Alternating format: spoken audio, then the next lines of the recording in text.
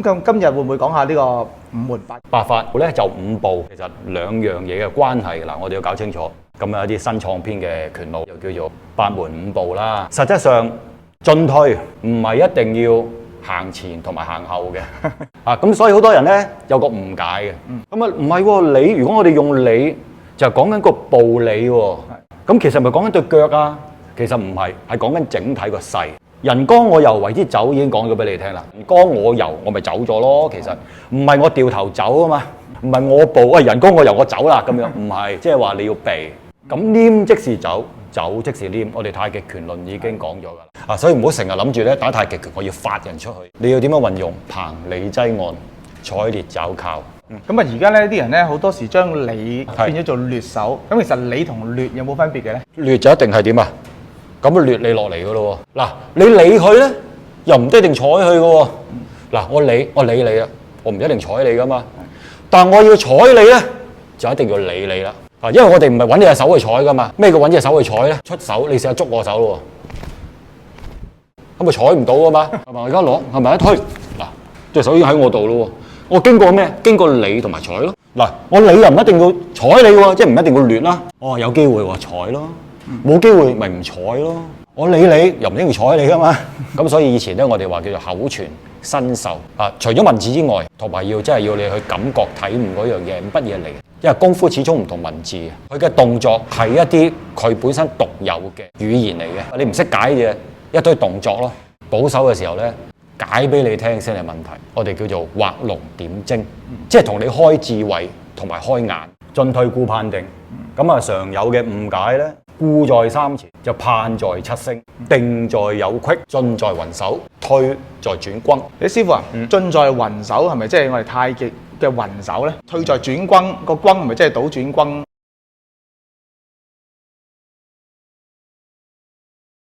係啦，先今日我哋係咪講翻上次太極未講完嘅13勢啊？係冇錯，師傅。上次咧我哋太極13勢咧都講咗八勁，即係八法。咁今日會唔會講下呢個五門八勁？我哋今日會繼續啦，講咩叫做五門啦，或者人哋叫做五步嘅。五步好啦，咁嗱，我哋首先呢13個勢，我哋要分咧就係點解叫做八法，或者有啲人叫做八門啦、八門徑，然後咧就五步咩意思？其實兩樣嘢嘅關係嗱，我哋要搞清楚。係八勢八徑咧，就係講你產生嘅形勢，你個身體產生嘅徑路。而五門咧，或者叫五步咧，進退唔係一定要行前同埋行後嘅。咁我陣間會講俾你聽，何謂進退。咁所以有陣時咧，有啲拳咧，而家咧就叫做八門五步啦，咁有啲新創編嘅拳路啦，咁用咗一啲比較上係簡單易明嘅方式，去到話俾我哋聽乜嘢叫做八門五步。實質上前進同埋後退咧，亦都唔係淨係形容我哋嘅步伐點樣行，退可以係以退為進。其實顧盼亦都唔係左顧右盼嘅喎。咁我哋話進退顧盼定呢一個叫做五步或者叫五門啦嚇。咁以前我哋就好啦。咁其實就係講心法，係心戰。我哋有咗八徑啦，咁如何運用八徑咧？就係用呢五步啦，五個步驟，咁運用呢八徑。五步係五個步驟嘅意思。師傅啊，咁我會唔會示範下點樣運用呢五個步驟咧？好啦，嗱，咁我首先簡單，我哋講一講啦。譬如我哋話進退顧盼定，咁常有嘅誤解咧，就係左顧右盼啦。頭先我提及到啦，好多人都聽過啦。其實顧在三前，就盼在七星。定在有隙。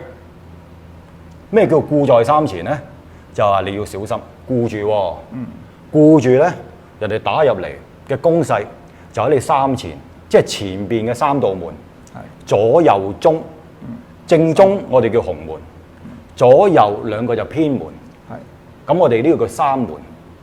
盼七星咧，就係話我哋人嘅身體攻擊出去嘅部分有7粒星。頭肩爭手跨膝足，我哋盼望咩咧？盼望七星得勢。我哋點樣去運用我哋呢七星？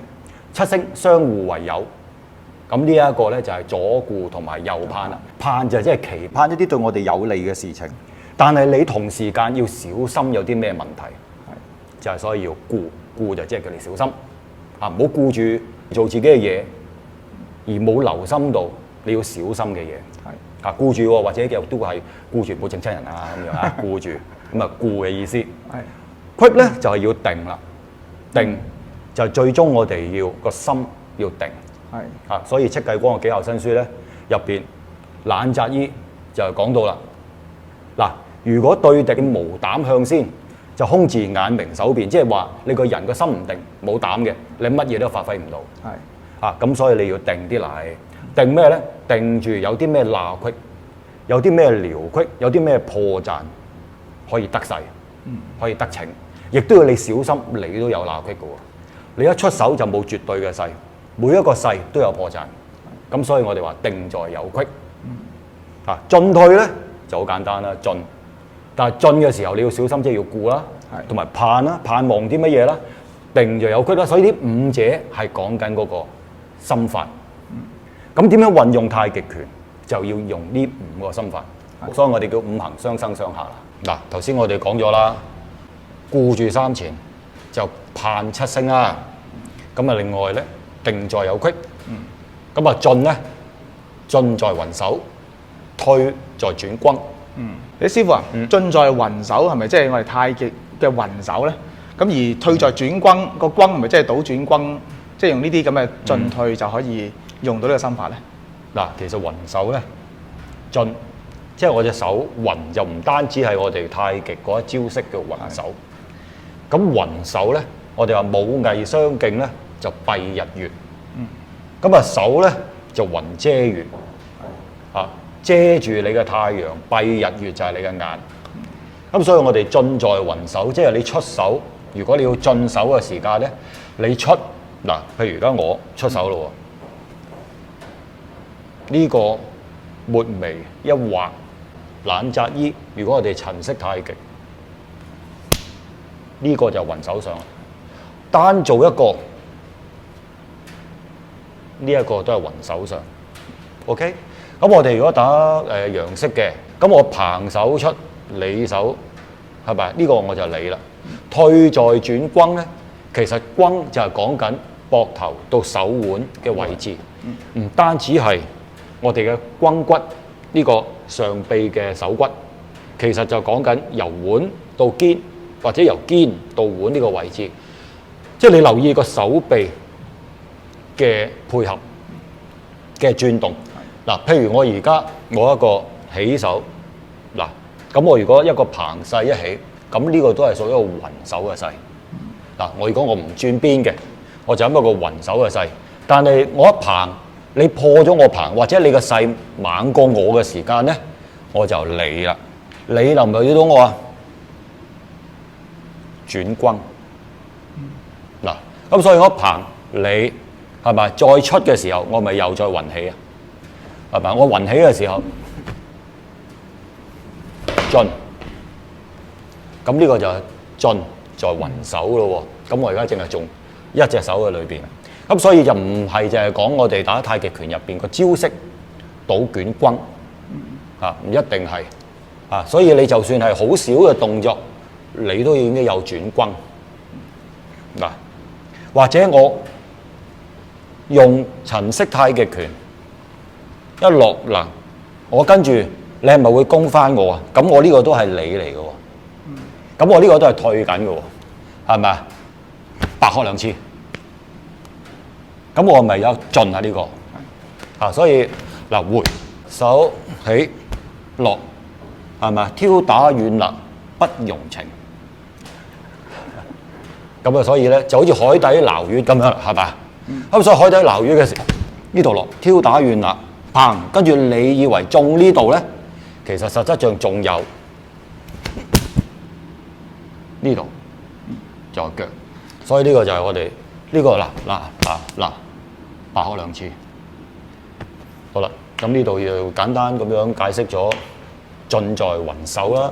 嗱，咁又譬如咯，我話舉多個例轉轟喎。譬如我出手咯喎，好啦，我出手，我準備埋㗎啦。啊，呢隻手我上啊，但係你嘅手已經迎壓住我咧。嗱，咁我都係轉轟喎。睇唔睇到啊？嗱，咁我呢隻手係點個手臂？嗱，轉轟個手臂轉轟，我依個就做咗個理啦。頭先我講嘛，人剛我由為之走啊嘛。好啦，我俾你過咗嚟我內門，呢個我內門，咁跟住呢度出。啊，咁呢度出咧，呢個都係理喎。所謂理要輕，所以就千祈唔好誤解咧。個理字係講對腳喎。啊，我哋話係講個整體喎，任何嘢都係你講個整體。理係解釋一個行動，唔單止係對腳。係啊，正如我哋講拳，唔單止我哋啲拳，係講到我哋整體係一拳，全身皆是拳。同時我打一拳出嚟，我一個整體。甚至乎我哋用13世去理解嘅時候，每一個字都係講緊一個整體。啊，咁所以我哋話理要輕，唔係講緊隻腳。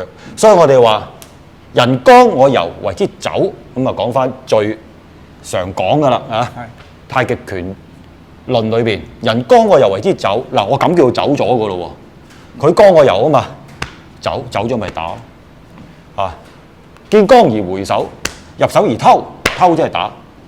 即係我而家入，嘣！呢個手打你，咁所以1、2，如果我哋用個吊手打嘅時間咧，就係呢個啦。啊，咁呢個手一起一棚拱起就打，打完呢個再按，好連打，正所謂拳打3節啦，係咪？咁我呢度打咗幾多節啦？我出手呢節，然後我頂起一節，再打第3節，你再拱嘅時間接2連3。咁樣啊，所以就唔係被動式，所以就係話，就係千祈唔好捨近圖遠，啊，就唔係俾人帶你遊花園，而係我哋要咩咧？頭先講啦，定在有隙，咁我而家咪知你啲空隙啊！嗱，咁你都要補隙喎。咁我哋補隙嘅時候，嗱，我隻手攞，咁你而家咪補隙啊？係啦，當你打咗過嚟嘅時候，你隻手落係咪補住呢個隙啊？但係呢個隙你推得到呢度嘅時候咧，仲有繼續有隙嘅喎，因為當你前拱嘅時候，個力喺呢度，咁我就過關啦。咁過關嘅時候，你能唔能夠保住你嘅空隙啊？咁然後你又要揾咩咧？咩咧？因為你剛啊嘛，我俾你過嚟嘅時候，我左手唔接，而我右手貿貿然駁除嘅時候咧，我其實一樣中嘅喎，大家一人中一下嘅喎。啊，我哋譬如我而家嗱，我一攞係咪中啊？咁所以我就要。呢個頂喎，你係咪要保住呢個位啊？當你撳嘅時候，我就爭佢咯。但係同時，你呢隻手亦都可以打到我嘅喎。你話勾除勾翻埋嚟，咁我呢度呢個咪扭膝咬步啊？咁我喺扭膝咬步之間，你會見到嗱，我呢度攞嗱過嗱難爭打得出。其實我爭同埋撩陰一齊做喎，然後指住喉嚨或者指住你眼 ，OK， 咁樣打出，所以就唔一定係一個縮嘅動作，亦都唔係一定要發人出去嘅，你可以打佢嘅，所以唔好成日諗住咧打太極拳我要發人出去唔一定係發人出去嘅，同埋唔係話你推我，你推住我，然後我喺度做呢啲咁樣唔係呢樣嘢嚟，其實就係你要點樣運用掤理擠按，採挒肘靠。師傅啊，咁啊而家咧啲人咧好多時將理手啊變咗做掠手，咁其實理同掠有冇分別嘅咧？嗱，我哋上次都講過嘅呢個問題，不過就真係好多人會咁用嘅。係冇錯。咁啊，其實掤同理咧，唔係，其實掠同埋理咧係兩回事。上次都講過㗎啦。咁啊，亦都可以睇翻嗰個第一條片。係。咁嗱，頭先講啦，我哋話理要輕。同埋理就在掌中，咁理要輕嘅時候咧，就係話我哋輕嗱，我咁樣就輕，輕輕咁帶過，係咪？理就係如履薄冰嗱，千祈唔好當咗，又講多次啦，唔係講緊對腳講緊你成個人你可以行都得嘅，冇問題嘅即係你嘅手，你如果你衝埋嚟咁點啊？你衝埋嚟，你個步已經食到埋嚟啦，喺我後邊呢度食我。咁我咪會跌啊！咁我化唔到噶啦，咁我化唔到咁點啊？化唔到我都要走噶啦，咁我咪要輕啊，係咪？步履輕盈，你能唔能夠坐低個人啊？唔能夠喎，咁咪冧咯。好啦，如果你能夠嗱，你落嗱你追係咪？如果你繼續持續追埋，你會點啊？係嘛？咁我呢度褪係嘛？我呢度咪退啊？係。咁我呢度退冇問題㗎。我步點行？咁我人可以移動㗎嘛？好啦，咁我就係退，就以退為進。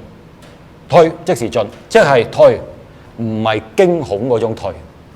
所以退之則越速，就係我哋要退。退係點咧？退係以退為進。甚至乎我隻手嘅退，就係我哋嗱輕，我就可以解釋呢樣嘢啦。咁我咪理咯，係咪我理開咗㗎啦？咁如果我掠咧，掠就一定係點啊？咁掠你落嚟㗎咯喎，咁我可以捉住你㗎咯喎，咁我咪睬咯，係咪啊？咁我八徑後邊咪有咯。所以係嗱，你理佢咧，又唔一定睬佢㗎喎。嗱，我理你啦，我唔一定睬你㗎嘛。但我要睬你咧，就一定要理你啦。因為我哋唔係揾你隻手去睬㗎嘛。咩叫揾隻手去睬咧？嗱，我試下出手，你試下捉我手咯喎，係嘛？咁咪睬唔到㗎嘛？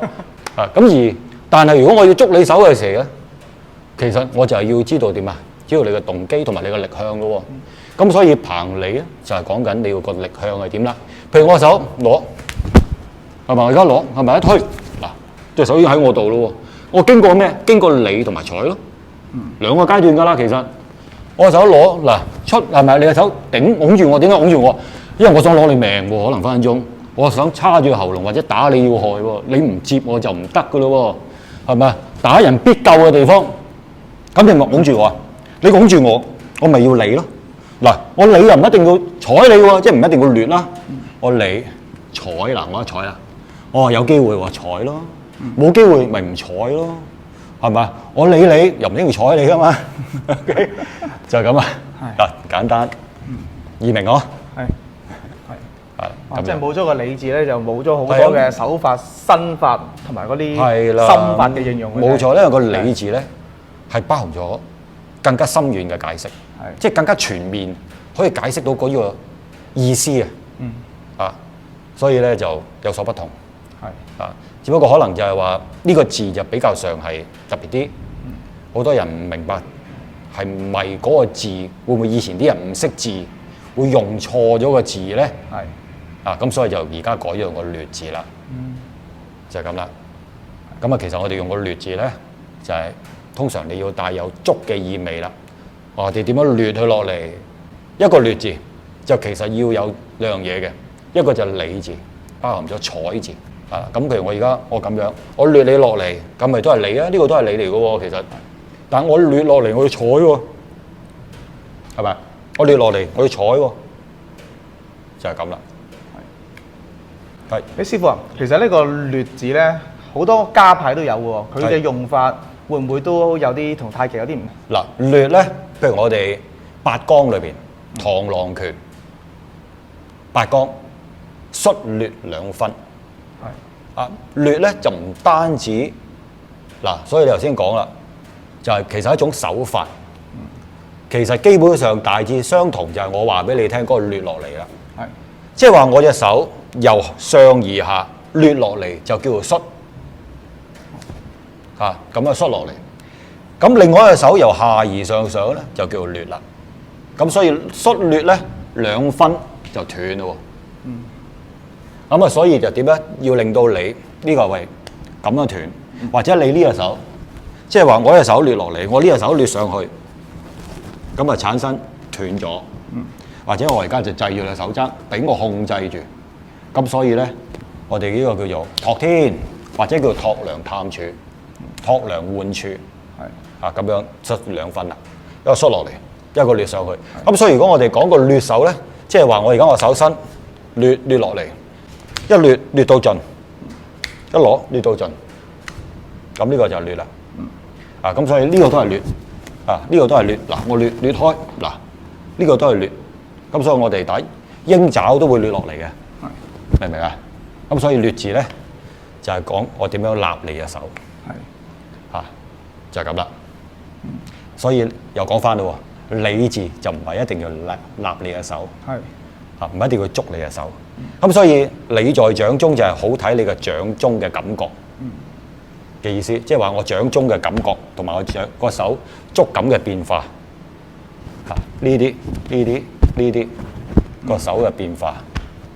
咁就你隻手打我嘅時候啦，攞嗱呢啲都係理開你嘅，係咪啊？攞嗱呢個嗱理開，咁所以你睇下我理在掌中係咪啊？咁我但係同時咧係一個退勢嚟喎，所以我喺個掌中同時要轉轟係咪啊？打係咪啊？呢個我提手上勢係落咁樣，大致上就咁啦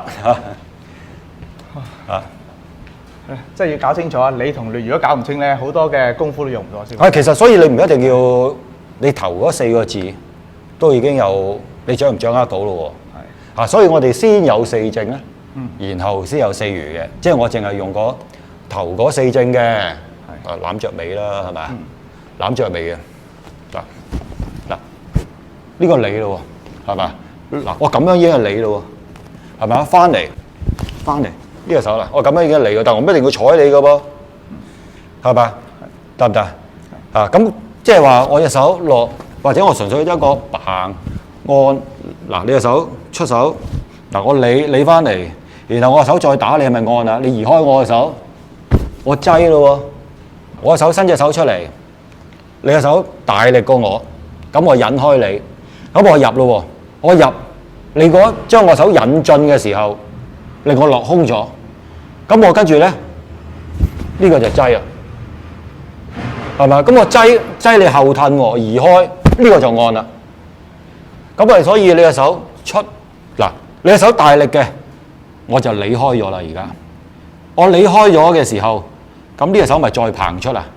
再掤出，你撳住我呢隻手嘅時候嗱，我就理開咗你啊！呢個按咯喎，手指一按落嚟，即係打穴咯喎。或者我手掌打落嚟都係按喎。好啦，咁如果你手搬開咗我手嘅時間，咁我兩個手合嘅時候，好啦，擠要橫，咁我而家呢個咪擠咯，係咪？我擠完之後，但你又唔俾，你又沉低咗個人喎，沉低個人你係咪封翻住我啊？封翻住我嗱，咁我引化嘅時候，呢個係咪又係你啊？我唔一定要唔一定要掠你噶嘛，跟住我就按出嚟喎。按，咁我按呢個就封你啫，係咪？係咪封你？但拖翻你翻嚟又再按，呢個按就打咯喎。好，我而家淨係用四正啫，咁我未做採裂爪靠啊。咁你中間嘅變化就可以配合埋採裂爪靠，你掌握好咗四正，你就可以在中間配合埋採裂爪靠啦。所以先有四正，後有四餘，然後配合咩咧？你要知所進退，顧盼定啦。好，大致上解釋咗13勢。係啊，師傅。咁有時啲口訣咧，如果理解錯咗咧，好多時咧都會有啲唔同嘅解釋嘅或者諗法嘅。即係例如定在有隙個隙，咁如果唔知道佢實際嘅解釋嘅時候咧，好多時都以為係揾下自己有啲咩身體裏邊有咩縫隙咧，要小心去注意嘅地方。即係打拳嘅時候，我點樣入定靜？咁然後咧去留心聆聽身體嘅感覺，嘅要求。咁其實呢樣嘢當然係要啦。咁但係嗰個定而隙咧，就唔係講緊呢樣嘢嘅。